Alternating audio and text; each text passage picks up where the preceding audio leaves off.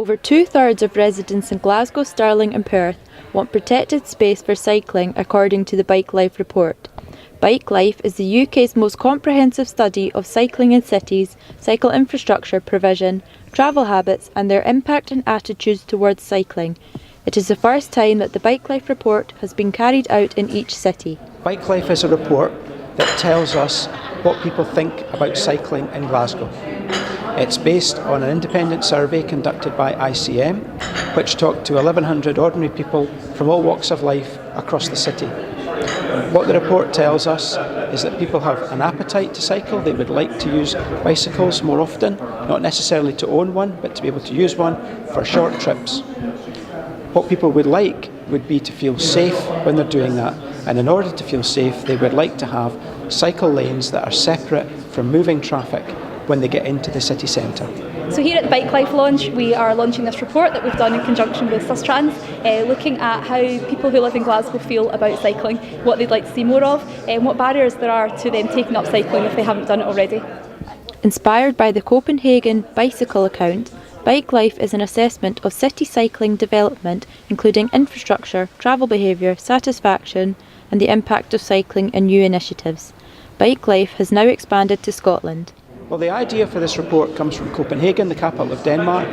They run a report every 2 years and it's called the Copenhagen Bicycle Account. What it did was it gave citizens in Copenhagen and also elected members information, just as it's doing in Glasgow, on what people think about cycling. And what it said was an investment, a moderate investment, is a really wise thing to do. Residents in Glasgow think investing in more space for cycling and walking, as opposed to additional spaces for cars and public transport, is the best way to keep the city moving, improve people's health and reduce air pollution. Well, there are lots of benefits for individual people. Being active is really important for your physical and your mental health. It definitely adds years to your life, helps you to avoid becoming obese. It also is really good for your mental well-being as well. Some moderate aerobic physical activity every day is a boon, both mentally and physically. But also, we know that from cities across Northern Europe where we've emphasised a good public space for walking and for cycling and for wheeling, so getting about in a disability car or a wheelchair, those are cities that are prosperous.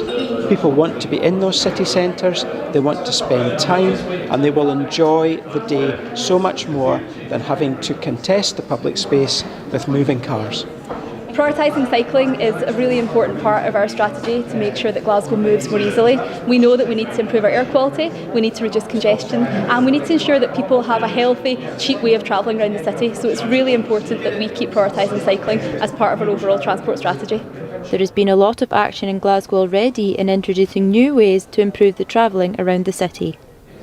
The results from this report are really heartening. Here in Glasgow City Council we are absolutely committed to prioritising sustainable transport, that's walking, cycling and public transport, and what this report tells us is that the people of Glasgow really agree with that approach. A fantastic 82% of people who responded to the survey would like us to build more segregated cycle lanes, even when that means taking some space away from other forms of traffic, and that's exactly what we're doing. In the city centre we're spending £115 million on the Avenues project, which will prioritise walking and cycling far more than we've ever done before in the city centre. And through the City Ways we are building some fantastic segregated routes that will bring people in from the suburbs right into the city centre safely, and they'll be accessible for anyone to use. I think Glasgow City Council are doing a really great job in rolling out good, safe, high quality infrastructure for cycling, for walking and wheeling, and I would encourage them to keep working with people like ourselves because we've got an appetite and I know they have too. As Glasgow aims to become a more sustainable city, it has the public support shown in this report, 78% stating that they would like to see more investments in cycling in and around Glasgow. Rhiannon Melrose, That's TV.